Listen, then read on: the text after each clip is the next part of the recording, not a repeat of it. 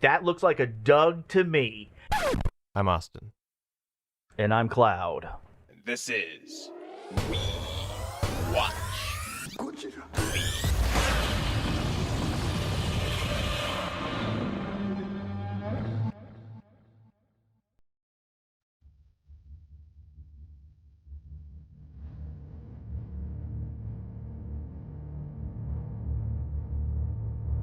Today's movie is Godzilla vs. Kong. Godzilla vs. Kong is a 2021 monster film directed by Idam Weingart.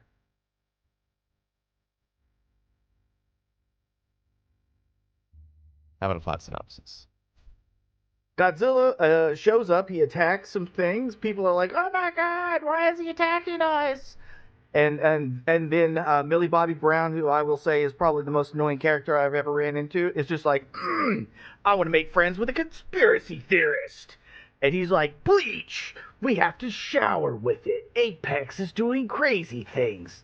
So they travel in an underground tunnel all the way to Hong Kong, while some other lady and a deaf girl are like, we probably need to take Kong somewhere where he's going to be safer and find a home and a family, and it's going to be really nice. So they go by boat. And Godzilla's like, man, fuck your boats. And he destroys that whole thing, and then he tries to drown Kong, but like for some reason he just decides to dip out of that situation. It's like, whatever. So Kong's chilling underground, and we get to meet Doug, the best character ever. He finds an axe. He puts the axe in a little thing, and it starts glowing, and Godzilla's like, I don't like it when things that are not me glow. So he drills a hole into the center of the earth, and then Kong's like, you know what, I'm going to climb this bitch. And then they battle in Hong Kong, and everybody's dead. Don't let the screen fool you. Everybody is dead. They're dead. And then the sun rises, and then Mechagodzilla's just like, womp, womp, womp, womp, womp, womp, womp, womp, and then comes out of the mountain and is just like, you know what? Now that everybody is tired, I'm gonna beat some ass. And he does some really cool shit with rocket punches and energy shit and fucking shoulder missiles, and you gotta, spicy. And then they finally beat his ass, and then they do some roaring, and then Godzilla walks into the ocean, and they're like, yay!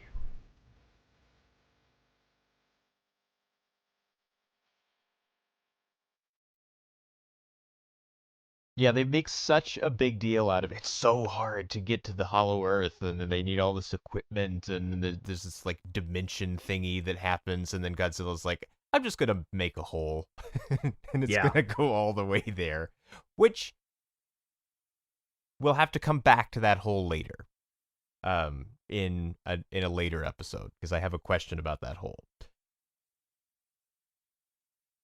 Hey, that's understandable. Now, I know we're probably going to be jumping around in this episode, but I just want to let everybody know that, one, I am a little prejudiced because I am a Godzilla stan. I love Godzilla. He's my favorite. If you are a Kong fan, I think that is perfectly fine. I have nothing actively against Kong. I really don't. But I kind of want to be honest. You have a supposedly million-year-old gigantic nuclear-powered lizard that doesn't eat, but for some reason does breathe, does sleep, and has so much experience, and is literally able to drill a hole into the center of the planet using just his atomic breath. And then you're going to tell me that he's going to be fighting a monkey that's probably only going to live maybe a couple hundred years, and you're going to say, oh, the monkey's got this? Like, no. Like, the fact that Godzilla does win. Like, he beats Kong's ass several times. We're not even going to lie about it. But I throughout this episode, I am going to do my best to give Kong his due.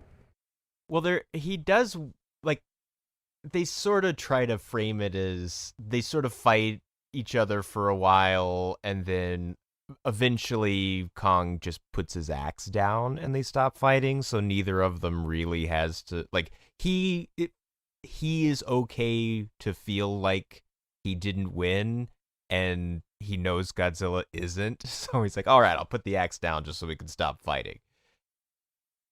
Godzilla's not going to put the axe, he doesn't even need an axe, but he's not going to put the axe down. He's going to win.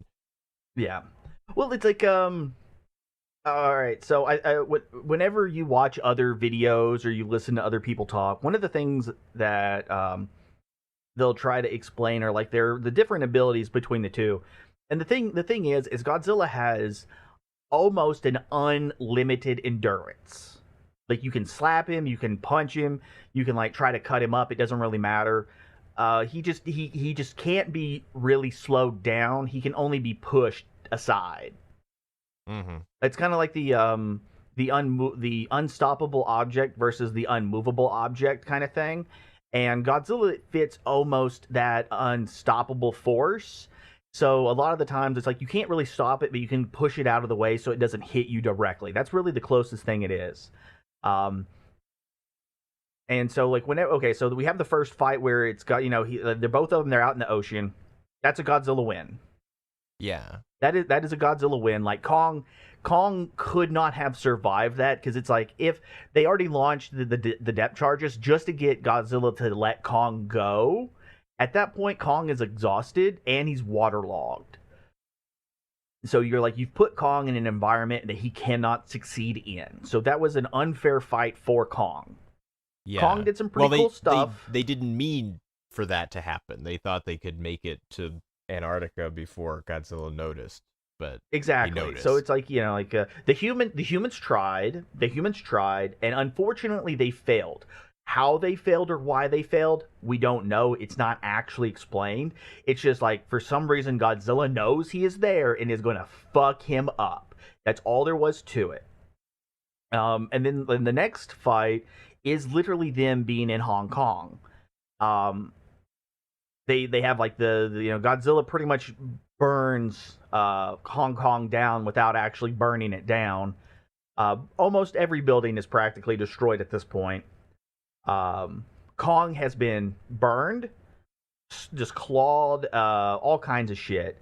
But he gets his axe into the thigh. Godzilla just rips that shit out. He does not care. And then he just keeps going. Because that's the thing. It's like, that's why we get to see this whole like progression. It's like, Adam Wingard did make a comment when the movie was being made, when it came out, all that. And he's like, listen, we are going to have a clear winner. Like, it's not going to be like the original, one of the first color Godzilla movies where it's like, you don't know who actually won because Godzilla disappears and Kong swims away. It's kind of ambiguous. Like, ooh. He's like, no, there is a clear winner. But what they do is they have it where Godzilla gets like pushed into a building, and then it cuts to the heave, and then we have like our three human characters in the heave. We have the one dude who's kind of a bitch. We have the adopted mother scientist Kong Whisperer, and then we have Gia, the deaf Iwi girl. And they try to have the dude make a comment about, oh, I guess this round goes to Kong. And then it cuts into the Apex headquarters for our other set of human characters doing some stuff. And then it cuts back into like Kong and Godzilla just continuously fighting. Like it didn't stop. And I think that it's that kind of editing, that cut in the scenes where like, yeah, we have to break up some action and we have to have like the rest of the human characters progress their portions of the story so we can actually meet them. But it's the way that the dialogue works. It's the way that the editing works, where it's like they're trying to make it sound like, oh, well, there is a round 2, and it did belong to Kong. There's no round 3. They didn't stop. Well, there isn't really a round 3 because round 3 kind of becomes Mechagodzilla is like tags in and yeah, exactly. And I think that's kind of like a community issue where people are trying to treat it like they're trying to like look at the screen and they're only counting what they see. They're not taking any context. They're not taking any understanding. They're not really paying attention. It's just like, oh, this one little clip right here, the monkey lizard fight, ooh. And then human scene, and then they pick back up, and they're like, oh, and that's another thing. Like, no, like this is all one big fight. Yeah, like they're fighting for a while. Lots has still happened in the fight while we weren't there to see it. And so it's just like, I don't even know if that can really be the case, because whenever we're watching these human scenes, it's not like everybody in the rest of the world is just stopping so these characters can do their own thing. So honestly, I just kind of chalk it up to we have to watch them do this because it is happening at the same time. And so like that's kind of where I stand on the there isn't really another round. Like, it is just one. Like, if you cut that human scene out and then just put those two fights together, that's really what it is. Godzilla gets pushed down, and then essentially he just stands right back up. And by the time he stands back up, Kong's like trying to hide on top of a building with like the little crane piece that he uses as like a decoy bait thing. But no, like Godzilla absolutely decimated Kong through the entire fight. Well, it is this weird thing that they are sort of different sorts of things. Like, they're, I guess, both considered to be titans by Monarch, but it is not really the same. And Kong isn't even really the same as any of the other titans, that are all sort of weird, crazy monsters, and he's just a big ape. And like there does seem to be, he's a lot more mysterious, which is maybe part of the problem with it, is that, you know, we know how Godzilla like works, like, you know, what his power comes from and stuff, and we don't really know. There's no reason why like Kong is just real big and keeps getting bigger and is like really hard to damage, although he is damageable. Oh yeah, but not quite. Like, he's easier to damage than the other titans that we've seen. He feels mortal. Right, and like, I guess maybe we've thing. seen like bones of other Kongs, and so you sort of think, oh well, they do eventually die. Like, he's the last one, so something happened to the rest of them, and so there's only one Godzilla, and I suppose there's only one of each of the other kind of titans that Monarch has in their files. But they also, you know, I guess King Ghidorah was pretty hard to kill, but it was still possible. Well, King Ghidorah was hard to kill, and only Godzilla managed to do it. Yeah. But it was even then, it was still like, we have to completely vaporize him all at one time because he's just going to regenerate almost immediately. Kind of thing. Which then, how did they get the brain or whatever? Like, if some of it still exists, why isn't it like growing a more like another rest of him? Okay, so I think that's kind of a fair assessment. I also agree with you on that. Now, we do know that the head itself is supposed to be Kevin, or like the third head or whatever that got cut off in the King of the Monsters fight when they were like out in the ocean and stuff, because he literally like bites it off. We also get the scene of the eco dude or whatever actually sell it. Or no, he buys it off of some fishermen who like fish it up. At the end, right? And so we are under the impression, it's not said, but we are under the impression that Monarch, that these people, what I don't remember the name. Remember the name of the group, right? Huh? Was it always Apex, or is it just now it belongs to Apex? No, okay. So Apex is the company that bought it. Okay. So I'm gonna call them the eco guys. The eco guys go to the farmer, or the fisherman. The eco guys go to the fisherman. The fisherman like, hey, all the fish are dead, but we have this giant head from the monster, and he's like, I'll take it. He buys it, and then he probably sells it to Apex because Apex has a fuckload of money. Yeah. So we have the eco guys. They have their pockets lined, whatever. Apex now has this head. And they probably removed portions of the brain itself to make what is I'm gonna call it the eye, because like we see it towards the beginning of the movie when we have Bernie. Oh, I have tons of shit to say about Bernie. But the eye, and when we see the eye for the first time, the eye does that audio sound, like that sting, as well as it gives like that pulse, that light pulse, where it's like womp womp womp, and we are well, and that's what Godzilla is hearing, and why he's upset. He's like, that's the sound of a Titan over there, even though it's not quite what he might think it is.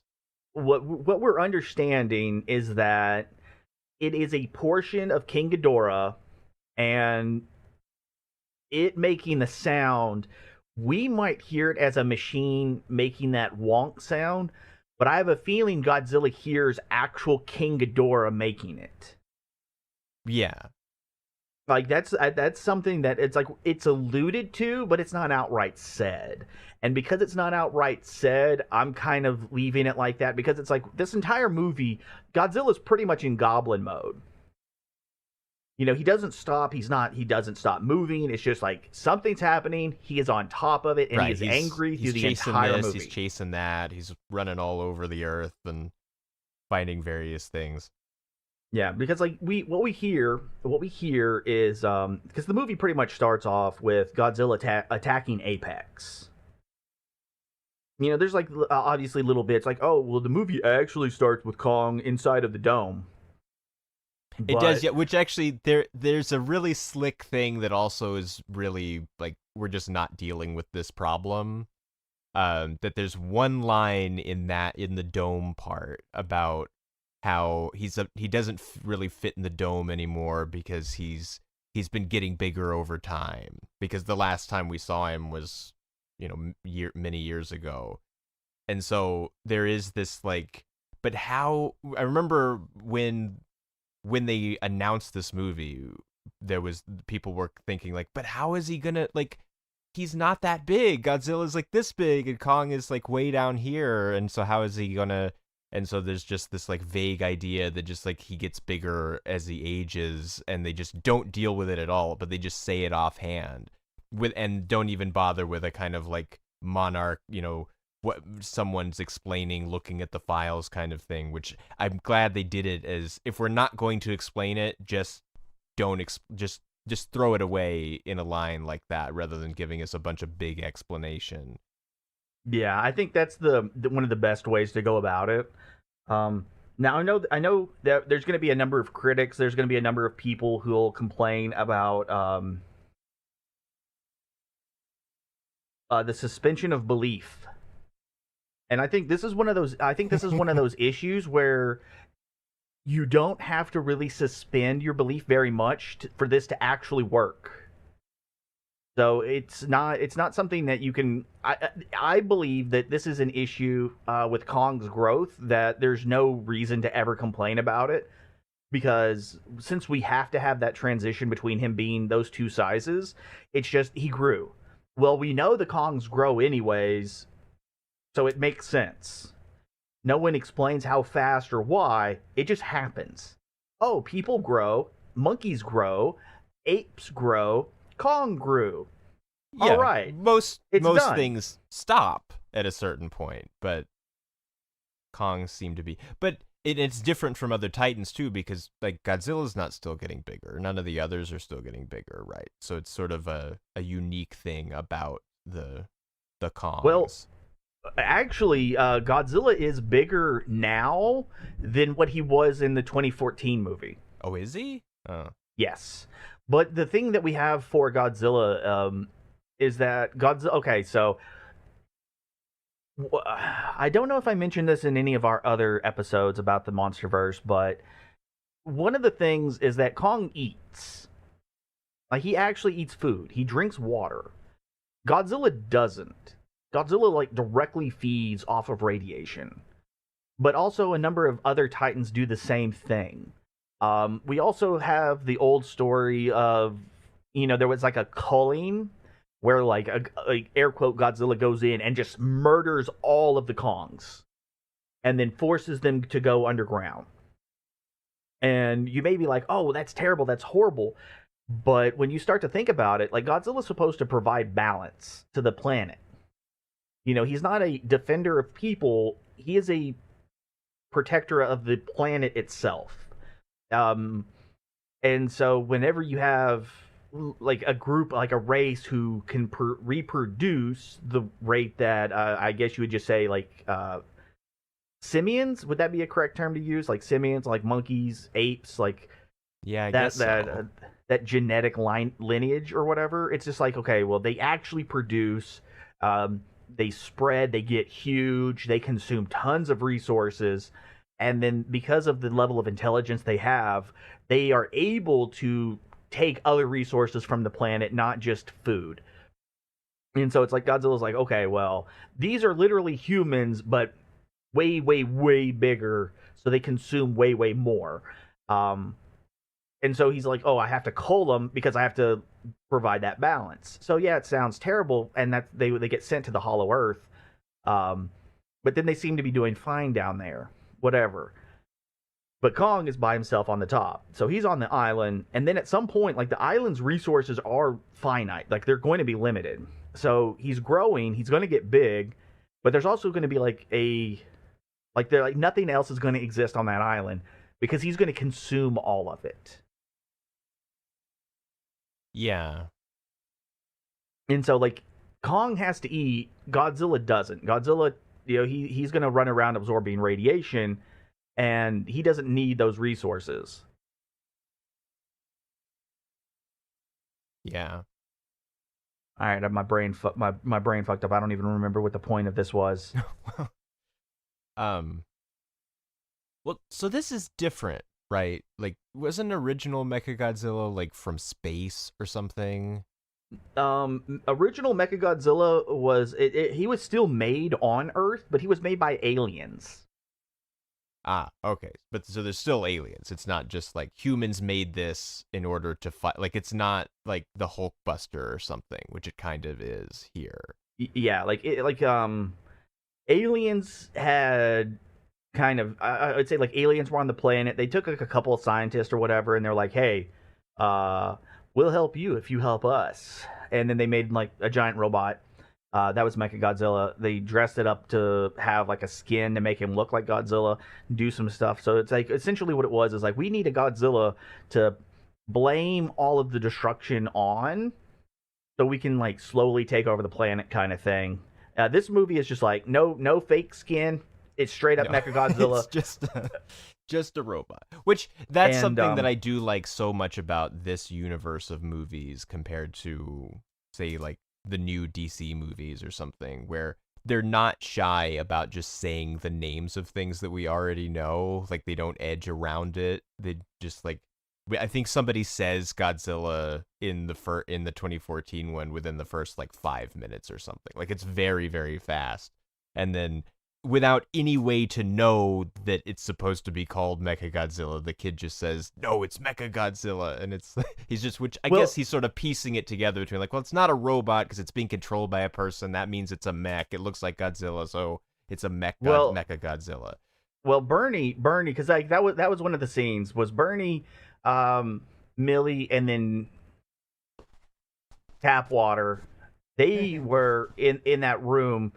And then, of course, like the robot starts activating, and Bernie is like, "That's Robo Godzilla," and then Tapwater's like, "No, that's Mecha Godzilla," because obviously we as the audience know it's Mecha Godzilla. It's always been Mecha Godzilla, and then having Bernie say the incorrect name, and it's just like, no, we gotta. Right. Like that name's not good enough. Now the difference is it's like I think that's more of a thing for the audience, because whenever we have like the later scenes with the Apex dude, whose name I don't remember offhand, like he calls it his mech. Like, oh, that's my mecha. Now I don't like it when people say it like that. Honestly, if you're gonna say it's best to just be like, hey, that's my mech. Go ahead and end it with that K sound. But whenever you're addressing its name, that's when you can throw that A in there, because then that's when it's like an actual kind of title thing where it's like this is like Mecha Kong, Mecha Godzilla, Mecha Gearus. Like you run into those kinds of sounds. But if you're just gonna say like, oh, that's my mecha, like that doesn't sound right. It might sound correct, but that doesn't sound right. So like, oh, that's my mech. Well, it's the same thing, but it ends with that hard K, so it sounds better.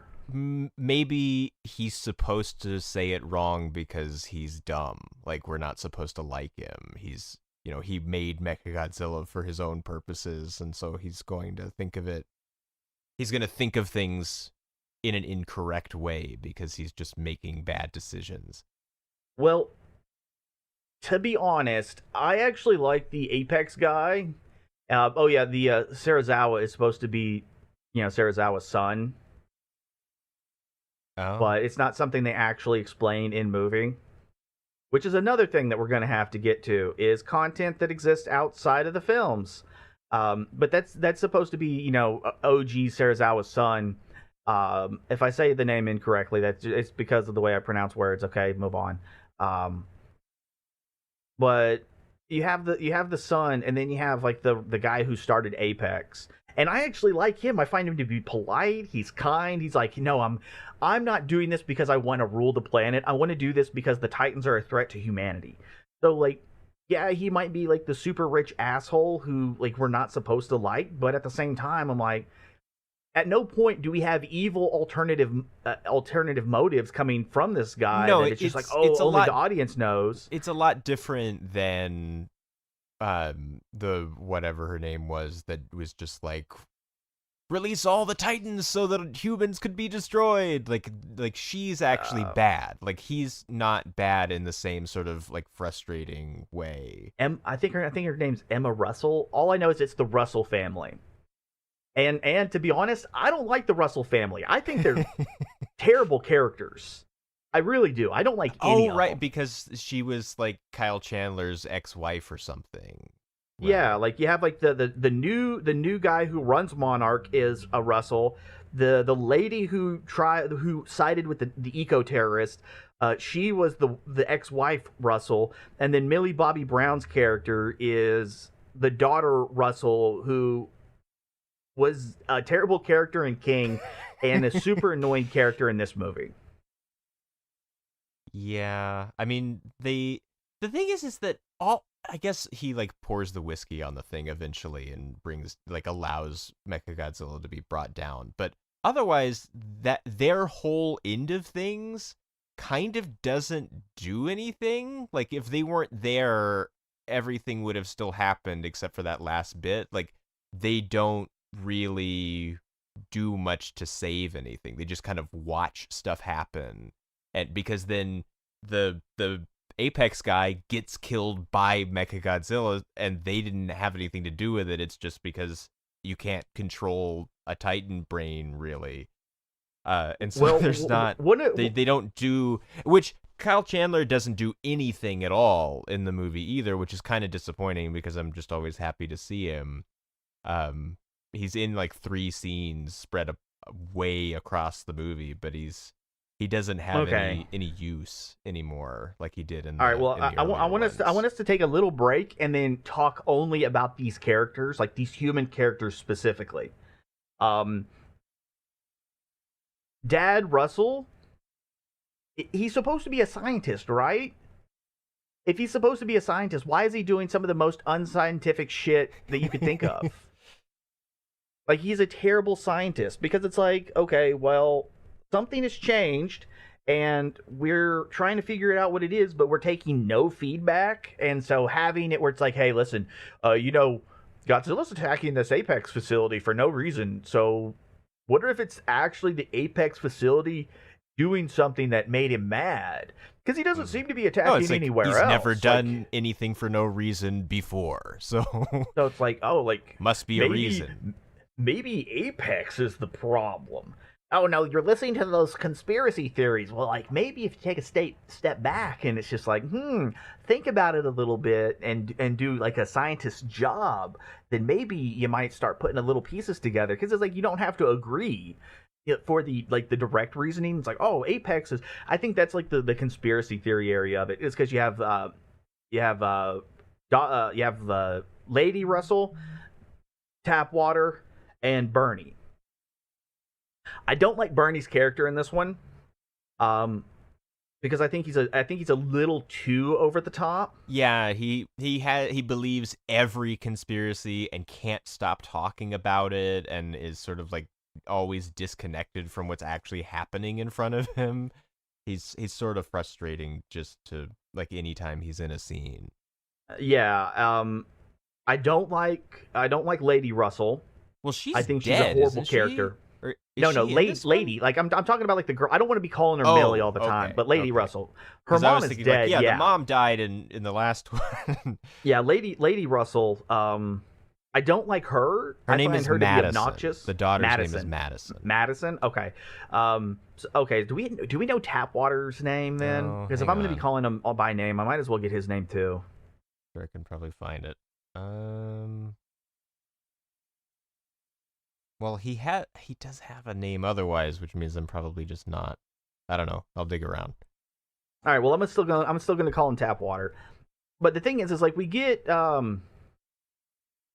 fuck, I don't even remember her name now. That's how unimportant she actually is. Madison. Madison. All right, so we get Madison. It's the school scene. She kind of leaves school. We see her doing the conspiracy series stuff, listening to our conspiracy bro. So we get that started, and we're like, all right, so we know these characters are going to be kind of interconnected in some way, and that's fine.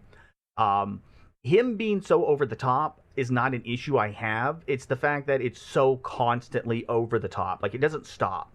And then you have you have Madison. Madison. I fucking hate her so much. I cannot emphasize that Madison.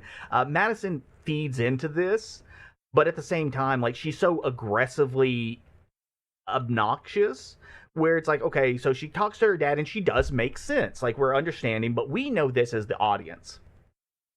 And then her friend Tapwater shows up.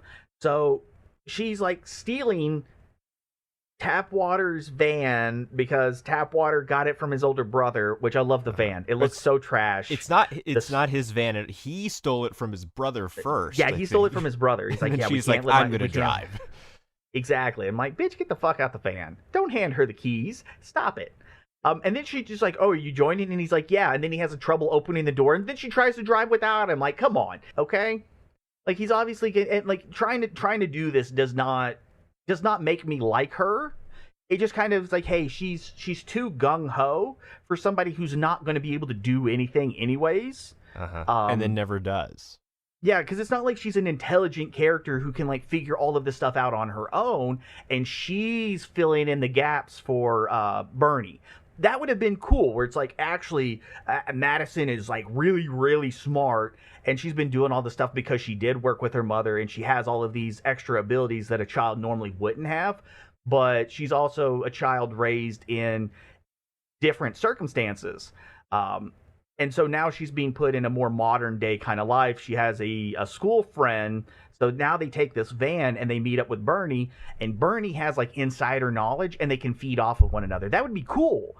But they don't go with that. They're just like, oh, we're going to do things. We're going to break into Apex, even though that facility's destroyed. So they're just walking around and opening a door. Mm-hmm.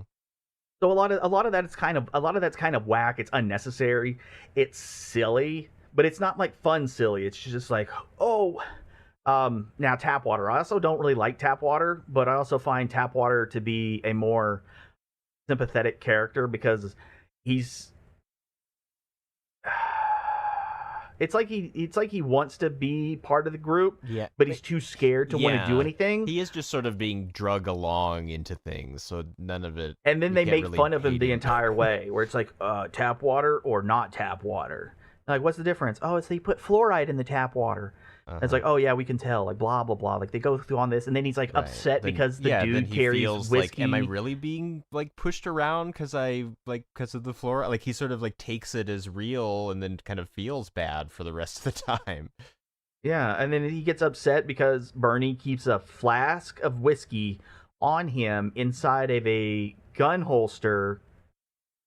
And he's like, that's weird. That's weird, man. It's like, no, it's like maybe, okay, so whenever he says that it's from his dead wife, at that point, it's not weird anymore. Right. Which, you know, was it's like, his okay, wife the gun... like, killed by Godzilla or something? Or is it just she happens to have died? Like, we don't know anything about it. It's not explained in the movie, so if it's part of anything else, I call shenanigans. I guess they would say it would be part of his, like, we have to do something about this. That's what got me onto this whole conspiracy theory thing where the Titans are... Blah, blah, blah, blah. That would give him a reason. We don't know why he's so into conspiracies. We not only do we not know that, but that would also be more motivating. Like, that would be a better character development than having the Russell dad hating Godzilla from King of the Monsters. Like that would have been this having Bernie lose his wife, but then fall into that rabbit hole is a more interesting than having it just like I hate Godzilla because he destroyed stuff accidentally. Like that's what it is. That is literally the dad Russell's whole character arc thing from King of the Monsters, and then Bernie has no character arc. He just exists. He's a punching bag. I guess he's supposed to be funny. Yeah, and he's not funny. Like nothing he says is actually funny. You know what is funny? Whenever Madison. Yeah. Madison? Okay, yeah, Madison and Tapwater. And Tapwater go to is Chinatown. Josh. When Madison and Josh go to Chinatown and they're like, we need bleach. That scene was funny. Did it not feel like the guy was just ripping them off, though? He was ripping them off so hard. Bernie, right? But it feels like he's just like going to take the money and they're going to go away. Like, buy a live fish and I'll give you his address. Like that guy did not give a shit. But then he does tell them where to go. Like he does actually give them the information. It feels like he's not going to. That it's going to be a dead end and he's just going to take their money. But then he does take their money. But he does tell them where to go too. I'm gonna give that scene a little bit of defense because it's like Millie goes in, Madison goes in, she's trying to be tough, but she sucks. She is a shit character and I hate her. But she does like this business where it's like I need bleach. We're looking for a guy. I need info. Look at me. And I'm like, okay, one, you're not intimidating. Two, you're terrible at this. Okay, this is bad. She does immediately give away everything they know. She's like, "Oh, he works for Apex, this," and it's like you don't have to tell anybody any of this. This is where Josh comes in. Is because Josh just starts ripping into this random guy he doesn't know that he's only heard from the podcast that that Madison played inside of the van.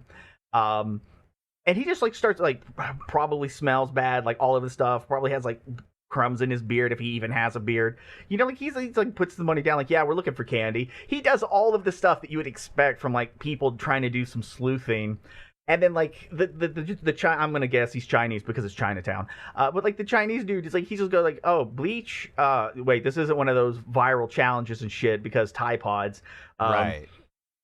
Now, granted, that is a reference that's not going to hold up in the future, but it's a historic event. It still holds up enough now that it works at the time. And then later it'll be go look it up. Then you'll laugh. Like, these kids, like, come on, kids, get the fuck out of here. I'm not selling you bleach. I'll sell you candy. You know, because he's treating them like kids, because obviously that's what he's doing. Yeah. And then he's like, you know, it's only $10. It's only $10. And he's like, oh, Bernie, I know that guy. And he just starts like messing with him. And like the whole like buy a fish and I'll give you his address. We don't see him with the fish, but I can always kind of imagine where like she's willing to buy the fish, and then he just takes their money and he's like, they just leave the fish anyways. Because, like, what are they going to do with a fish? Now, if they carried a fish with them, that would have been hilarious. I want them to show up to Bernie's apartment with the fucking fish in a bag. It would have been, but then it would have been maybe, like, upsetting when, like, because they go to Bernie's apartment and then, like, everything's under attack and then they can't really, like, it would be, then you would have a fish in danger to be concerned about. Well, one, most people don't really care about fish, but two... if they showed up to Bernie's apartment with the fish, because like they leave Bernie's apartment to go to a restaurant. Oh right, yeah. So like honestly, what would be funny is if Josh, I'm confusing. If Josh is holding the fish, they show up to Bernie's apartment, and then he tries giving Bernie the fish, and then he's like, "No, I know a better place with like better food," and then that's when they go to the restaurant, and then you can actually see like a fish that's been eaten on. Like that would have been a nice little like cycle just to like for the fish joke. It would have been something. Yeah. Because it's like I still like the scene regardless. I still like that scene where it's like the kids are being stupid. The guy running the counter, he totally fleeces them. They go find Bernie. Bernie's a dumbass because it's like they already know who he is. and he's pretending to not be Bernie. Mm-hmm. And so like they have that, and it's like it's supposed to be a joke. And I think it does land pretty well, even though I don't like these characters. But at the same time, these characters establish nothing. Like their existence is unimportant in every facet, every design of the story. They're unimportant because they don't do anything. Except they And pour all the of whiskey on the console at the end. Well, even that was unnecessary and bad. Was it bad? I thought it like disrupted the uplink long enough for. No, it was bad because of it's like a bad scene. Oh, like story wise, it's just bad. well, Now, all the lead up to it is bad. All of his like, Yeah, you know, all of it. I took HTML at camp or something, and really like. Well, even the whole like we have to okay, so Bernie brings up the fact that Apex facility in Pensacola is not suited for transporting large goods. So, how and why are things being transported to Hong Kong? So we get a scene where they literally get put into a device and get transported to Hong Kong underground using roughly air quote gravity technology. Now, maybe this is to also kind of allude to the fact that the Heaves also use gravity technology. Perfectly fine. But we don't actually need them for that scene. We could have very easily had the Apex guy and Sarazawa's son actually ride one of these underground because it would have been faster than like normal air travel, and they would be going to Hong Kong's facility anyways. Which is presumably what they did, because the head of Apex seems to be wherever he needs to be very quickly, and also always holding a drink while he does it. So he's very classy. There must be something. There sort of seems like, well, how are they getting around? And then like, oh, well, they have these like underground train things with like gravity engines. And so like they could have very easily had a very similar scene where it's just like, hey, we're testing the new mecha. Do we have the subjects? It's like, hey, we're transporting a new batch of subjects. Do you want to take that ride? Because it'll take us to the facility directly. And they could have had like they could have done very minor things. They could have cut out the three goofy characters completely. Gave us just a little bit more screen time with the director, the Apex director, and then the Sarazawa's son. And like I said, it doesn't even have to be a lot. And it could have been the exact same lead up, the exact same foreshadowing, everything. They got us to the facility. We know it's now in Hong Kong. We know the skull crawlers are being like held there, all that kind of stuff. Like we don't need the characters discovering, oh, what are they doing with the skull crawler stuff? Like, so what?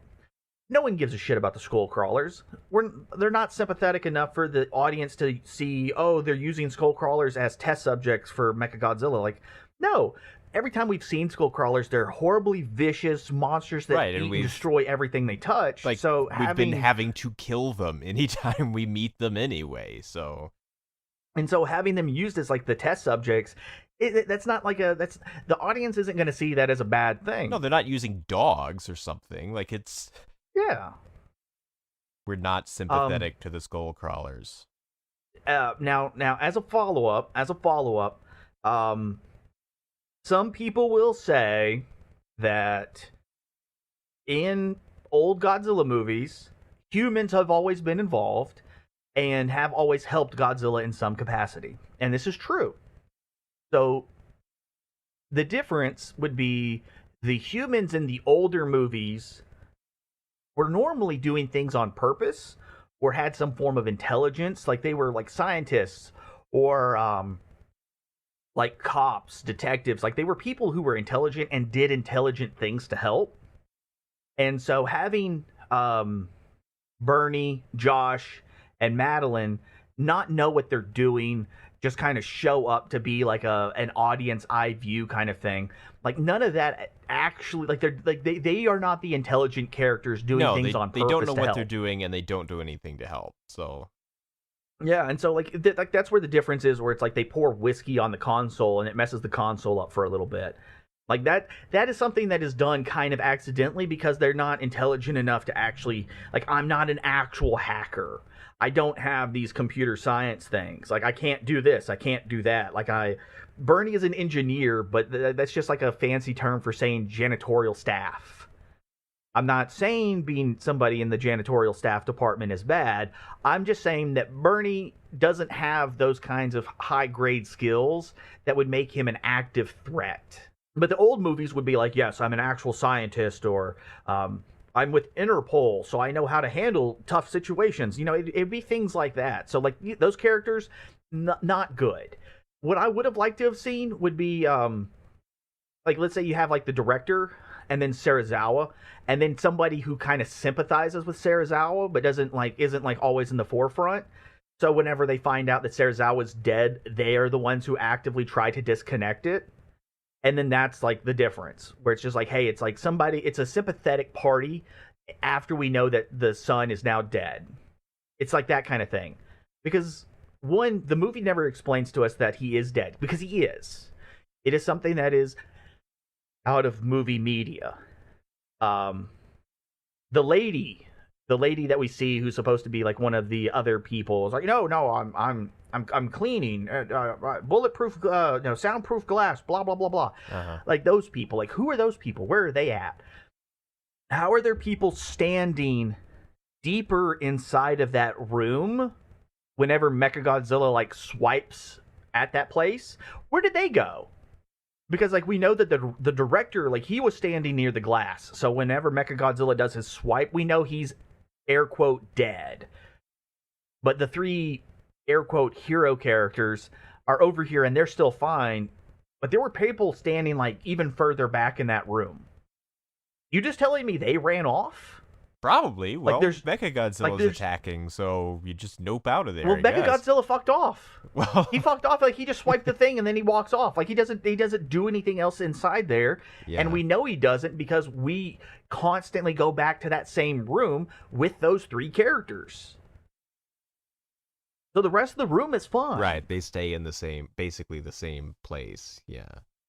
I can understand it's like, hey, this, like, shit's hitting the fan and we got to evac, but you're going to tell me that, like, no one stayed for any reason? Well, I suppose that I'm glad that they just disappeared rather than, like, shooting with guns or something at where Mechagodzilla was. Like, it is sort of the dumbness of all the humans in all of these movies, especially the more that they go on, that they're just like, fire the battleship guns at Godzilla again, even though it never does anything. Like, why?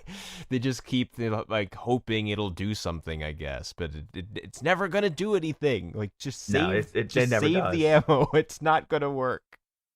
Like, listen, like, don't draw his attention, because if you draw his attention, he's just gonna destroy you anyways. Now, I think that's something that I think, like, this is a dialogue problem, because while I mentioned that I do not like Bernie, Josh, Madison, I don't like them. I think they're all terrible. I do, however, like the lady who's the Kong Whisperer. I don't remember her name. And Gia. Because Gia has been ingrained to me. I know Gia's name. I know that's the deaf Iwi girl. But it's like her and her mother. I like them. I think those are good characters, like, from start to finish. The dude who lost his brother in Hollow Earth or whatever, he's kind of cowardly. He does, like, his little redeem at the end. But at the same time, like, I think he's a character who fits a role that is needed. But at the same time, the movie tries to set up that this moving Kong off of Skull Island is actually a bad idea. But no, it's an amazing idea. It's great. Like, the execution, it's just a dangerous idea, but it's a good idea. It's like, well, the execution of this idea is, like, the dubious part. Like, hey, Kong cannot survive here much longer. This is not up for debate. Like, we cannot do this. Because the island is relatively sinking. The supplies on the island are diminishing. Kong is getting too big. He has to live in a dome because there is a constant storm outside. We have to get him out of here. But But once he leaves, he's going to be a target for Godzilla. So now it's more on the line of, hey, we have to be intelligent enough to be able to help Kong get from point A to point B without him, being attacked, which obviously does happen anyways.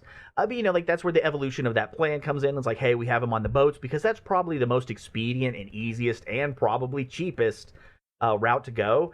And when that plan fails, that's when they go air. I think all of that, it makes sense. Yeah. Them trying to be like, oh, this is not going to be good. Like, well, your back's up against the wall. You got to do something. Yeah. And then, of course, obviously, it helps the story plot. The lady, the daughter of the Apex dude, her character is unimportant. I kind of think that they could have just had like normal dudes fill that role where it's like, hey, we're with Apex and we're the pilots for all of these heaves to get you in and out. And they could have done all of their shenanigans like in the background while we focused on our characters kind of exploring Hollow Earth and witnessing Kong, and like they're doing all of their tinkering in the background, like, oh, it's all mysterious and nobody knows what's going on.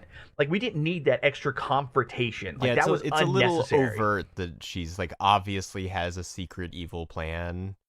Yeah, like it's not necessary. You could have easily had a whole bunch of faceless, just dudes in their like their body suits with their helmets on.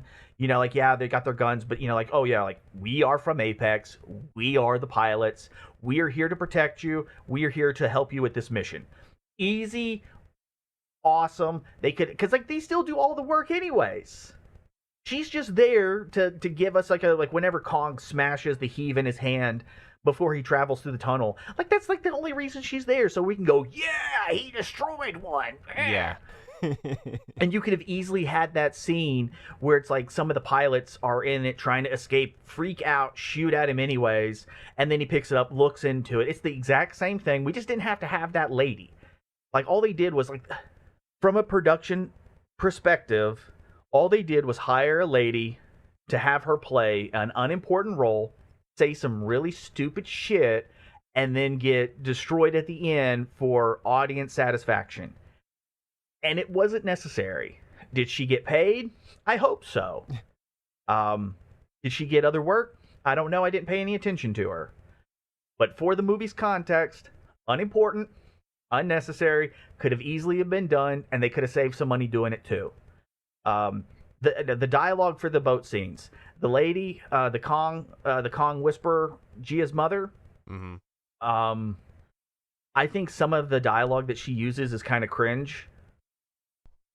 I think I feel like a lot of that dialogue was designed just so they could clip it for trailers or something, because that's really what it feels like. It's like, who bows to who? Kong doesn't bow. Kong got his ass beat through this entire movie. Okay.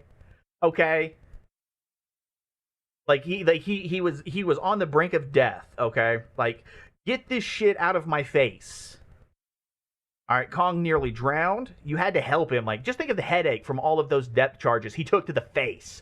Godzilla walks this stuff off like it doesn't matter. All right? Yeah. Kong can't.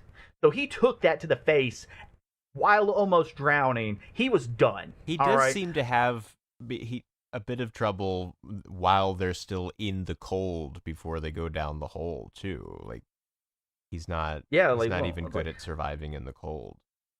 Yeah, well, like that's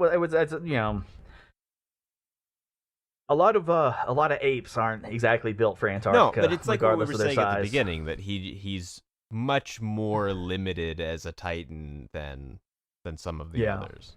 I mean, I don't know what would happen if you put some of the just regular weird looking ones in the Arctic either, but well, matter of fact, two of them are okay. So from some of the Titan descriptions, there are ones that are designed to kind of like do cold things. So there are a few that will fit that design. Like, there are. We just don't really see them a lot because, once again, out of movie media. But it is what it is. Okay, so like with Kong, I find that the moral dilemma is a bit unnecessary. It's like, oh, you have to convince. Like, what if he doesn't go in? Well, he's already here. He's going to be really cold. Have Gia tell him to go inside. What if he doesn't want to? Then he's up shit creek with no paddle. Yeah. There's very little choice. It's like you do something or you do nothing. And doing nothing looks really, really bad. At least there's a chance if you do something. I just find that the moral dilemma that they try to give us is not very convincing. Now, this would be different if there was more emphasis on probably putting Gia in danger, or if the dude was actually a bad guy. Things towards that direction. But really, what it is, it's like, hey, we kind of need Kong to do this. And he doesn't want to listen to us because he doesn't trust us, but he does trust Gia. So we have to convince Gia, like, hey, Gia, hand signs, listen, Kong can't live out here. He will die.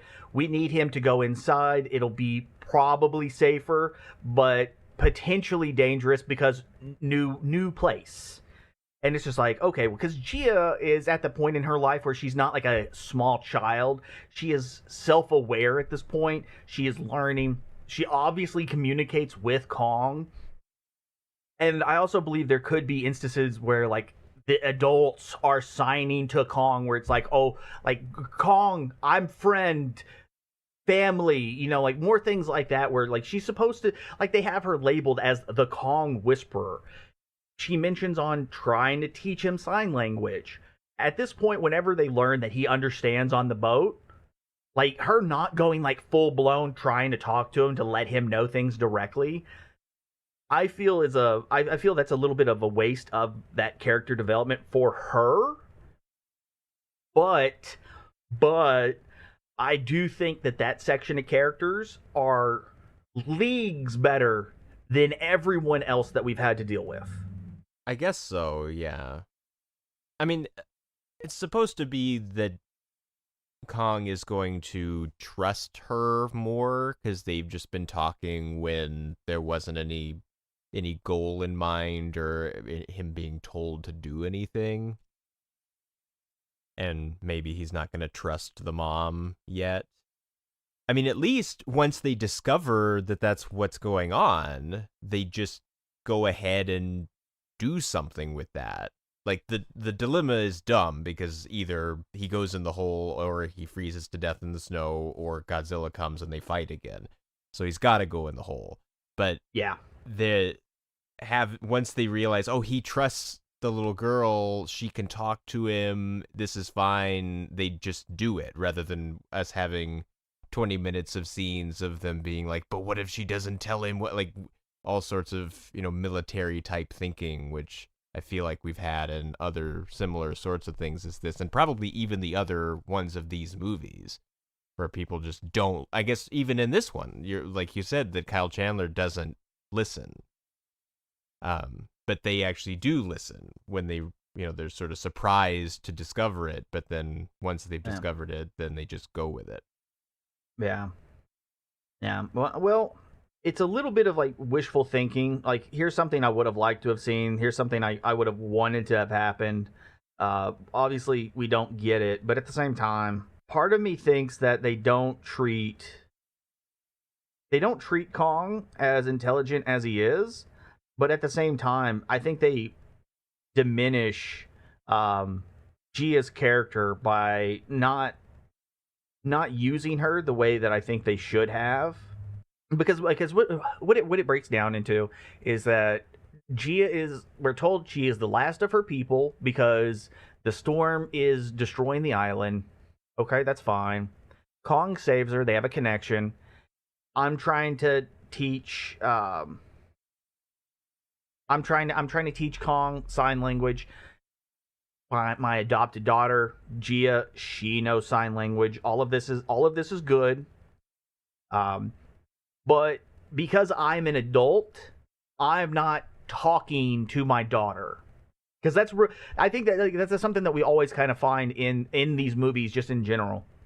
Is because I am the adult, I don't explain anything to children. I don't. It's I find it to be one of those conundrums of children should be seen and not heard kind of thing. But at the same time, like if you're gonna have a child be an important character, there has to be some kind of use out of her. Like she has to play a role more than just like a small interpreter, because she doesn't even interpret. You know, it's not like they have like some No, kind of 'cause special the mom bond can and she only see. understands. It's like, Yeah. yeah, it's just sign language. And I think there's that level of disconnect. But at the same time, like we get to see at least some forms of development. Now, granted, once we get into Hollow Earth and they do their little gravity shifting shenanigans and crazy, I actually really like Hollow Earth. I think it looks great. I like the design. I kind of like the way that it's like it feels so. While I know that when it comes to like giant monster movies, we want scale so we can feel like these monsters are giant, but at the same time, Hollow Earth is designed to be their home, and so they should feel natural inside of it. So losing that sense of scale on the inside, I think, is pretty appropriate. But we do get whenever they're attacked by like the flying snake things. That I think is like really cool because we get the scale of them from the human perspective whenever they attack the first heave. Yeah. So like little scenes like that, I think are like great for. I don't want to say setting up context, but setting up scale. Like things are big down here. And one of the first monsters that we actually run into attacks us, and then Kong has to fight it. And we know how big Kong is, and we get to see it compared to the heave and the people inside of the heave. Even like later on, whenever Kong gets to the little temple thing, and there's like the bird bat things that attack the people, we get to see how big those are because they're literally attacking the people. Yeah. Now I did wonder, like Kong goes to the temple and then just sort of sits on the throne and just kind of sits there for until something happens. And so is he just going to be like, well, here's my throne. I'm just going to sit around now that I'm in the Hollow Earth. Like, is that what he plans to do now? Well, while that's not really a thing that gets explained too much, because one of the issues that this entire shared universe has, like, yeah, one of the problems this shared universe has is a time scaling issue, because we have no idea how much time actually passes between events. And it doesn't even matter like the events in movie. It's like events that happen in the history of this universe. And so, like, Kong sitting there isn't so much because it's like, okay, you walk into an area. It's like, okay, so, like, as a person, like, if you were to walk into an abandoned castle and you see a throne, you're probably going to want to sit in that throne. Sure. How long you sit in that throne is questionable. And so, like, Kong doing it, I think is cool. We don't know how long he actually sits there, so we can't really say anything, but at least they kind of follow up with like the axe glowing a little bit, and so that kind of gets Kong to explore just a little bit more. And I think that's kind of I think that's the like the cool aspect of it is like things happen that get Kong's attention, and then that forces Kong to perform actions. We watch those actions and therefore learn with Kong. Yeah. And so I would say Adam Wingard. Okay, so I know he directed this movie, and did he direct the previous Kong movie? No. Michael Dougherty directed King. No, not King. The Kong Skull Island. Oh, no, that was Jordan Vogt Roberts. He does direct the next one also, though. Yes, that's something I do remember. Now, granted, I'm going to be saying that a lot. I think Adam Wingard has done an amazing job making Kong an intelligent character who can express not only his emotions, but like it's like we're getting like all of the intelligence. We're getting things out of him that make Kong feel very human, just through like his facial features, the sounds he makes, the slight motions. I would say that I think they did a better job having Kong do expressions compared to what's the guy's name who plays Rocket from Guardians? Bradley Cooper. Bradley Cooper, because like I think they did a great job with Rocket. I know you've made a couple comments in the past about how I know. much I remember like, I how did much a you're whole, like, oh, this is good. This is so incredible. It's like he's a real character. Like Yeah, and it's way just way like- back. It's like years ago. it's like that. It's just I personally think that I think they did a better job with Kong because Kong can't speak. Right. And so it's that like we it have to is get the really, whole thing without words. It's really good how much time they just sort of give him to just like look at stuff, and he can't talk, so he does just we have to see what he's thinking and see him look at stuff, and it's and- like, I wake up, I scratch my butt, I take shower, I grab tree, I throw tree spear, I don't like being chained down, I grab a handful of fish. That fish, it good. It real good. Like that smile that he makes, it's just like, all right, yeah, like I can jive with this. This is good. Him like realizing, like him waking up from being, I guess did they drug him again, or was he just taking a nap? Because like seriously, which time? after he gets his ass beat by Godzilla, and then they put him in the giant net and they fly him to Antarctica. I think he may be cooperating by then. So Yeah, because it's like, but like also at that he's point he probably kind of just realizes he's just real tired from the fight too, probably. See, that's what I'm kind of thinking, is like he is just taking a nap, and so he wakes up whenever he hears all the popping sound after they set him down. But it's like him waking up, him being like, "What is snow?" Him walking through, him getting to like everything that Kong does expression wise is amazing. And I'm going to give it to Adam Wingard for like if he does have like a direct hand in handling all of these actions, he has done an amazing job. Some of the best work I've probably ever seen. Well, there's a guy named Alan Henry who did the most of the performance capture for Kong, and then another guy, Eric Peaty, who did all of the performance for the ocean battle. So it's those two guys doing all the acting for Kong. Great work. Great work. Guys, you smashed it. What else is there? Do you have anything to say about Hollow Earth? Not really anything that you didn't say already. I think that it's cool looking, and that it's a neat idea, and also that they don't try very hard to explain it, because I think if you try to explain it at all, it breaks down right away. Like it just has to be like, oh, it's Hollow Earth. It's just there. We didn't know about it, and like we discovered it, and here it is. Rather than trying to explain how the like inverse gravity works and everything. Okay, yes. Okay, so I want to do like a tiny bit of backtracking. I say a tiny bit. Okay, so I don't remember the dude's name, but the guy that Apex kind of hires, who used to work for Monarch, his brother died in the first traveling to Hollow Earth. Okay, all right. So the introduction for Hollow Earth was obviously from the first Kong movie, and it's like, hey, we have ideas, and then of course over time these ideas expand. We obviously have access to Hollow Earth at this point. At this point, we have access to Hollow Earth. We just can't actually get into it because every time we try, our technology isn't good enough yet. Yeah, I think in So Skull Island, isn't it like on the cave paintings and stuff even?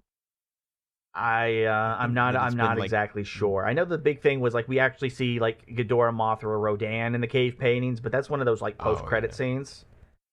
We got Goodman.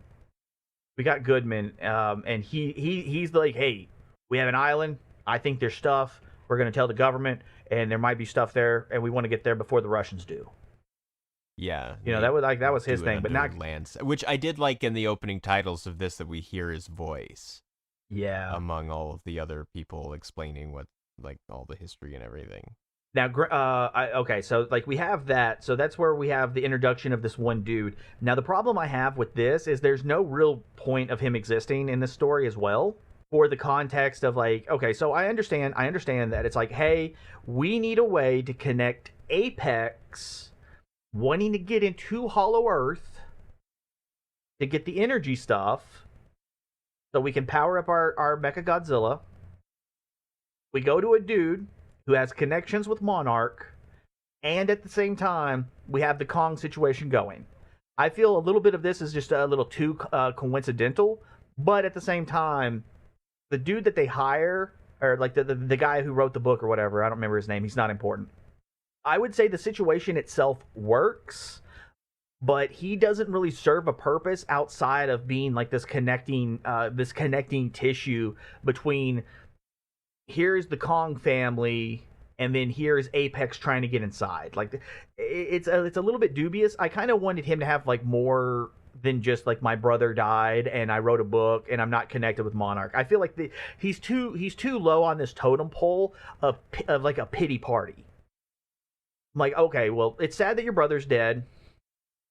May rest in peace. But like, at what point is this like, oh, your book did terrible? Yeah, he says he's got like hundreds of copies at his apartment. Like you work for a college and they put you in the basement. At this point in time, like everybody knows Godzilla's real. You have connections to Monarch, which is now out in the open, and you're telling me that you failed? No!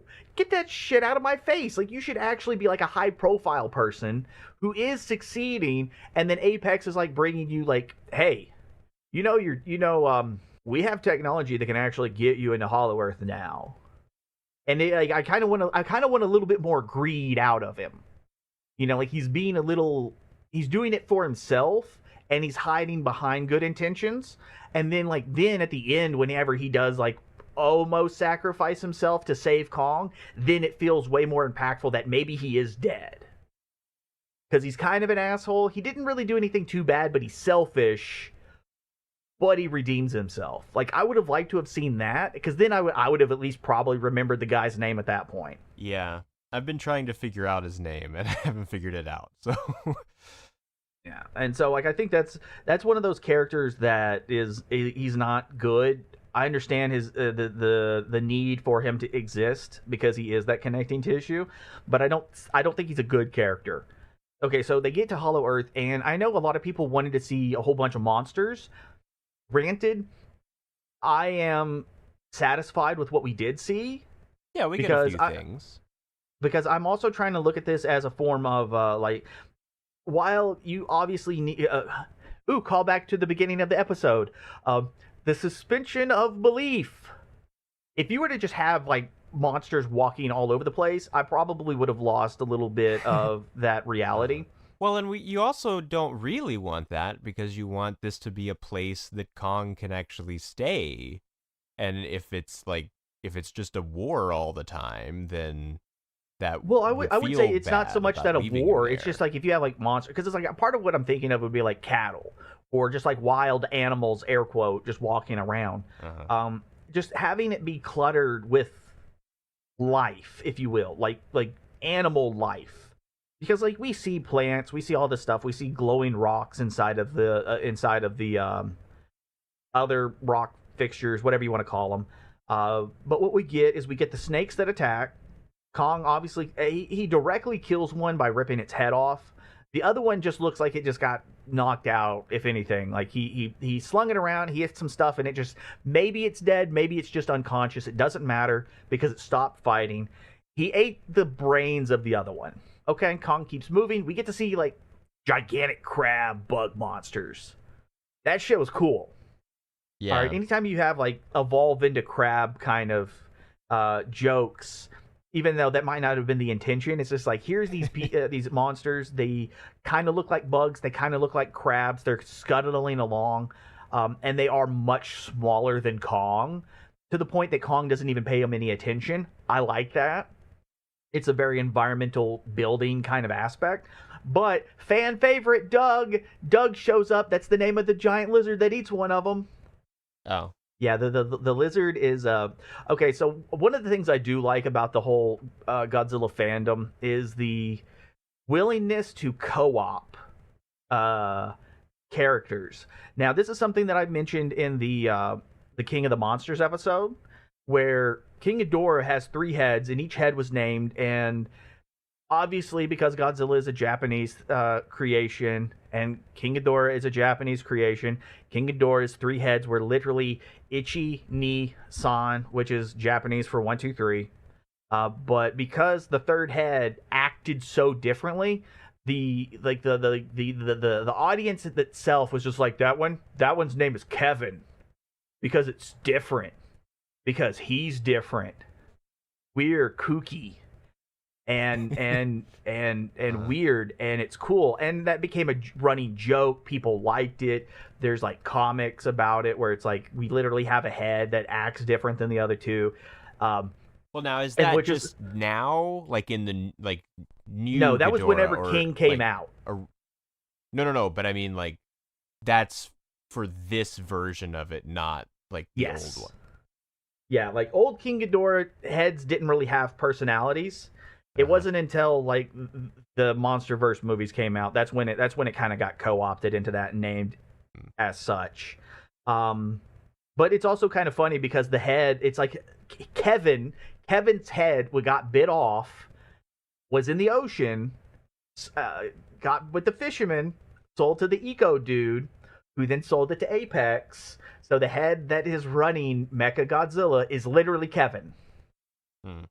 Like, that's literally Kevin. So Kevin is not a good guy, guys. Okay, Kevin is still bad. All right, so chill. Okay, just chill. But this is the same thing happened with Doug. It's just everybody saw the little lizard thing and it was just like, that looks like a Doug to me. And everybody agreed, and now it's Doug. And Adam Wingard, being a really cool dude, is just like, hey, that's a good idea. I think we're going to keep it that way.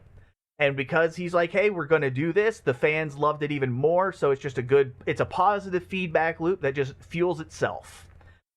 Super easy. I'm glad to see Doug. I'm glad to see the crab monsters. And I'm glad that we got to see the flying snakes. Kind of wish we got a few more flying snakes, like at least in the background or something, whenever Kong's still doing his gallop through an open area. That would have been sweet. Unnecessary, but sweet. We got the bird things.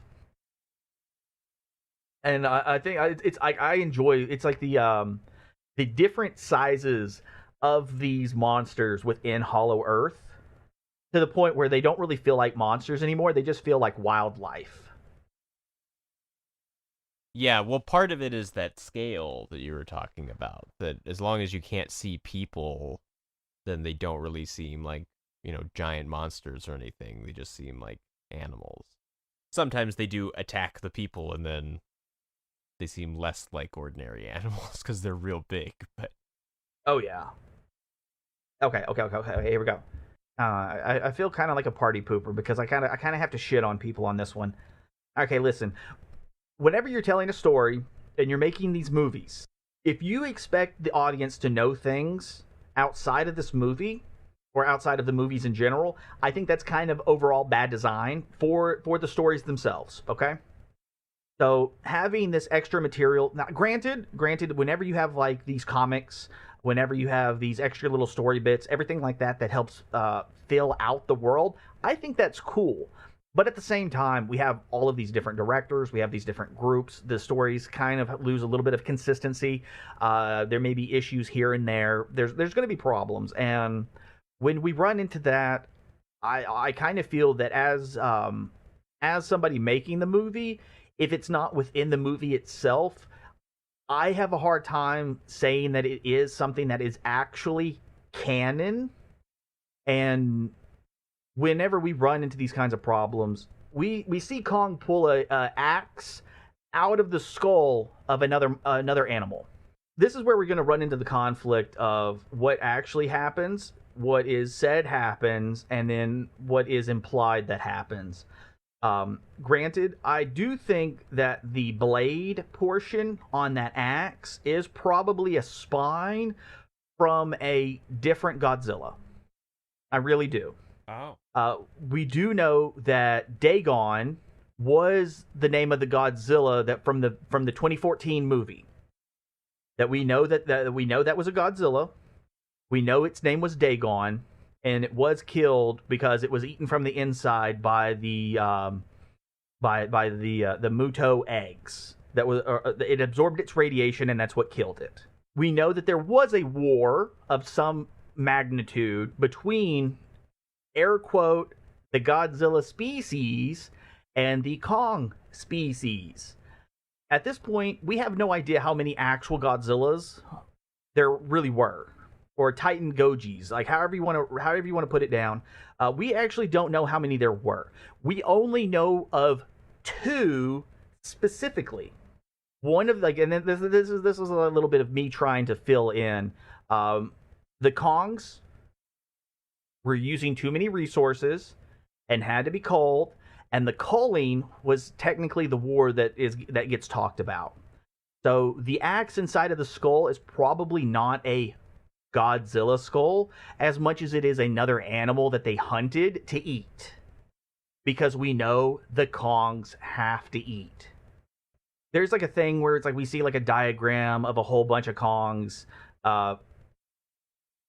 like capturing and quartering a Godzilla looking creature, and I'm guessing this is supposedly like that, like that's how they killed it, and that's where they got the spine to make the axes from and everything, because we do see multiple axes in this movie all on the ground.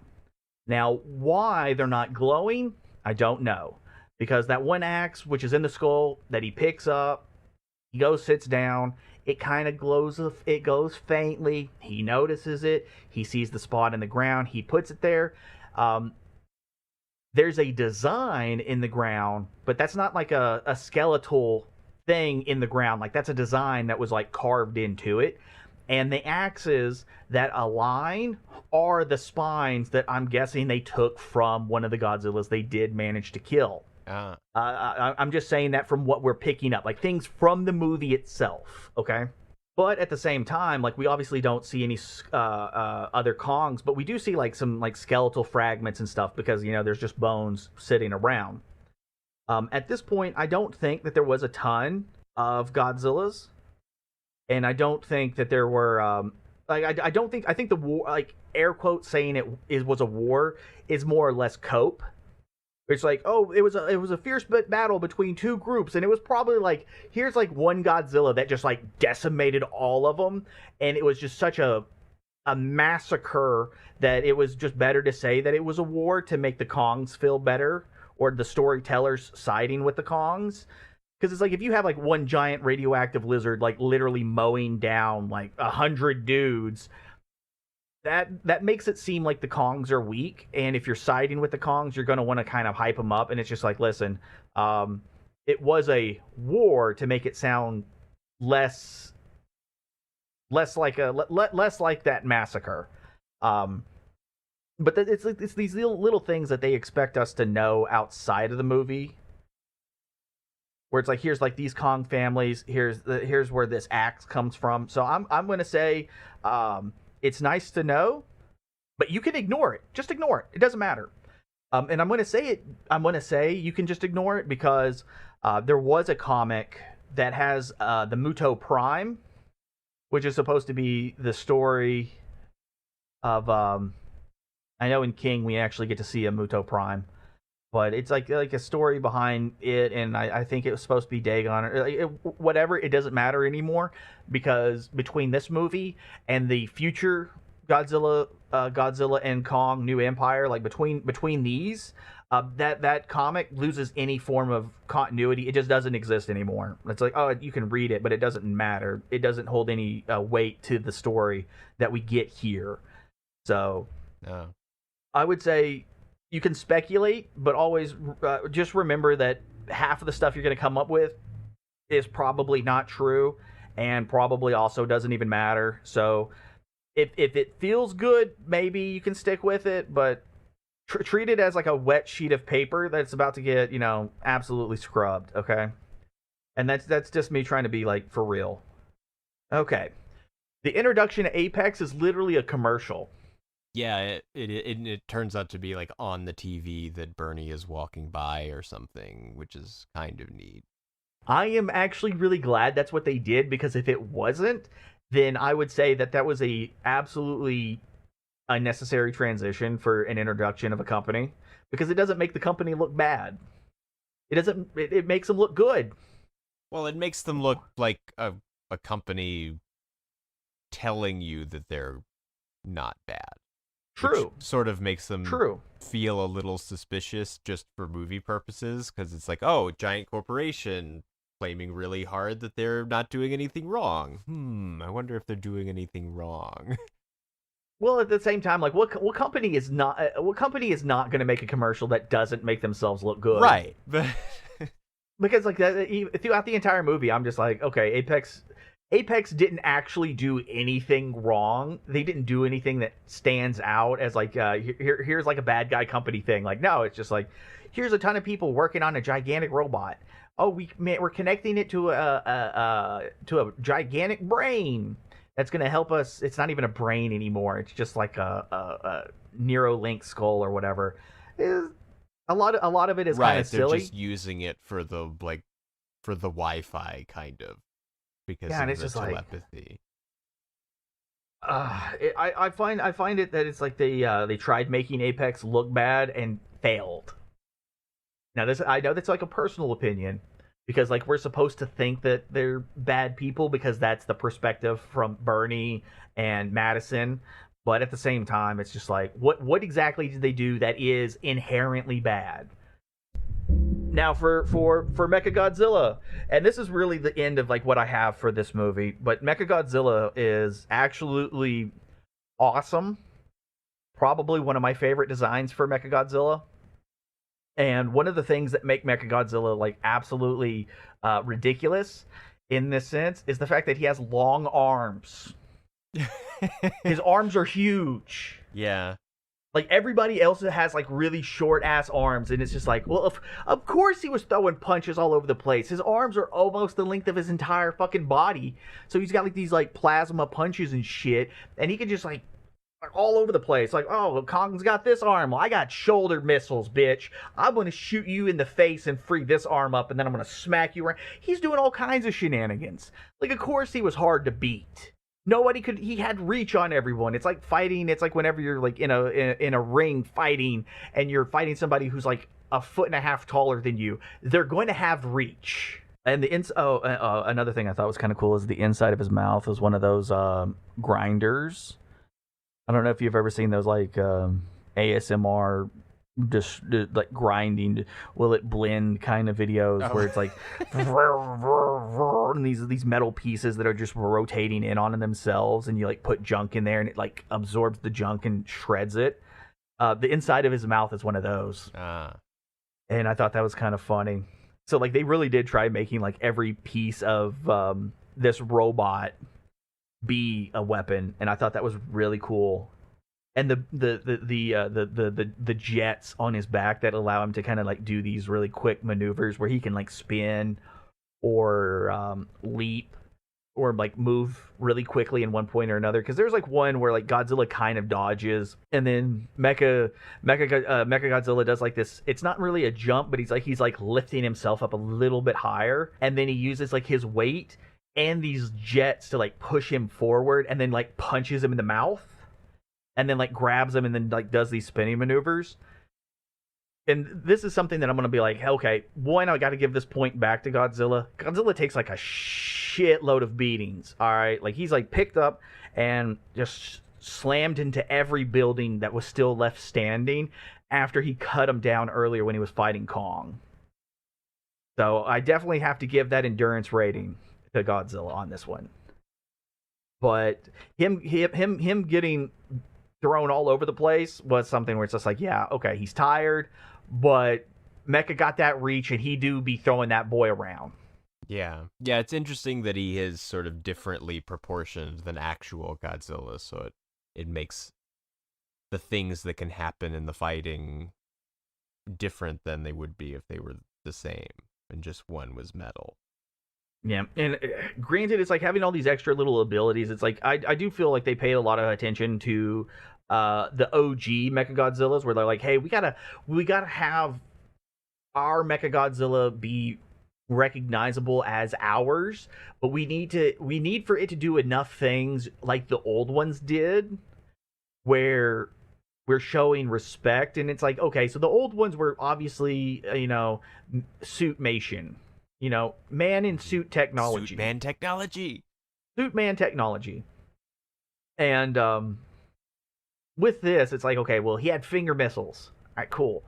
Um, he had like the laser beams from his eyes. Okay, well, we can actually have like the breath attack now, or the beams coming out of the mouth. Like we can do all these things because it's all CG at the moment. But at the same time, because our monsters are far more mobile and they're being able to do all these crazy things, our mecha has to be able to do that too.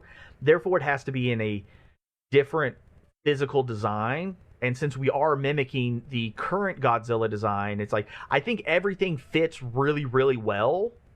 And while it might not be as nostalgic as like the OG or anything, I do think that for this universe, it is an amazing design.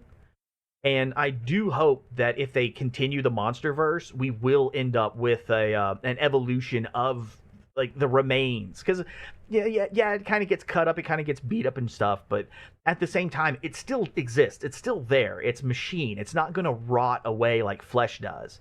And so, if they were to make like Mechagodzilla 2, I would like to see where it's like it's still very similar, but now it's obviously changed, preferably with a pilot on the inside, where they remove like that skull aspect of it, where it's no longer connected to like the King Ghidorah skull, and now we have to have the pilots on the inside.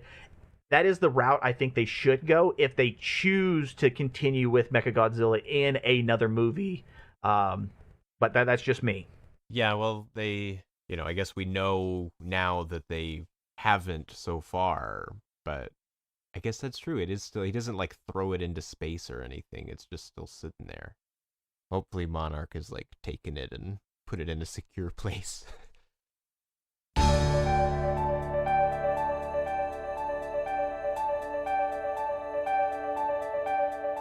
So how do we feel about stars? I have no memory of what we've given any of the others. It's been so long. Well, I think okay, so my opinions on various things have kind of changed over time, but I still like all of them. And so, to be fair, I want to give all of them a 5 because I do enjoy all of them. But realistically, I think I'm going to give this one a 4, and I'm only giving it a 4 because I feel that there was so much wasted potential. And it's like there's like a number of the human characters were wasted, but the ones that they didn't waste, I thought were really good. And then having Kong, if you literally took Kong and just was like, hey, Kong's a person, so treat him as a person in the ratings, then I would say Kong's the best. Obviously, this feels very much like it's not like this isn't Godzilla versus Kong. This is Kong's life journey featuring Godzilla with a brief interruption by Mechagodzilla. Yeah, with the cameo with Mechagodzilla. Yeah, like that's really what it feels like. So it's like if we were looking at it as a Kong film and just Kong's development and Kong as a character, I'm like, okay, this movie is great, it's so good. But as a whole, I would say that I think it's more accurate for me to say 4.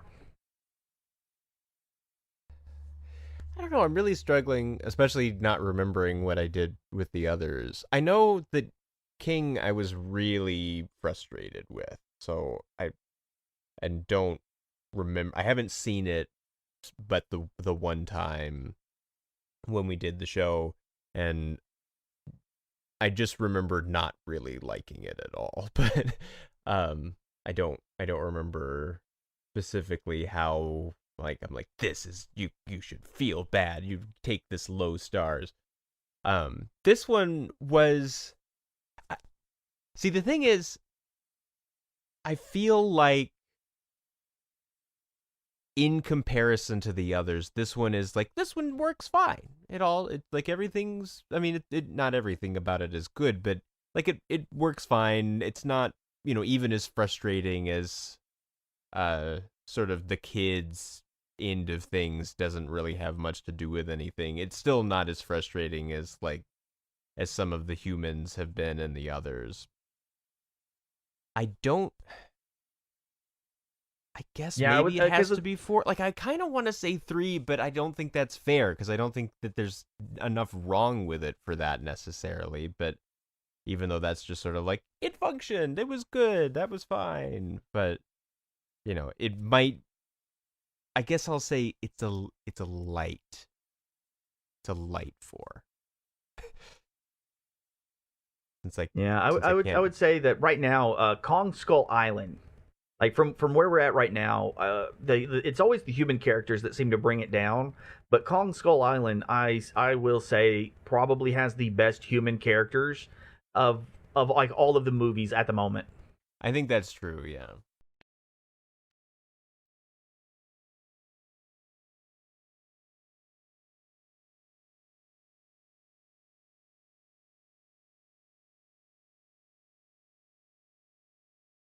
Well, that's all we have to say about Godzilla versus Kong. We'll see you next time. I need my bleach in bulk. Take care.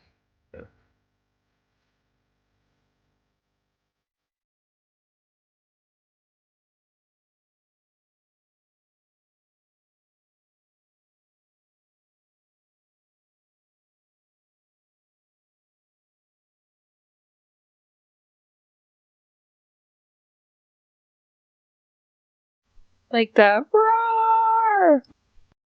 Is Jason Bourne.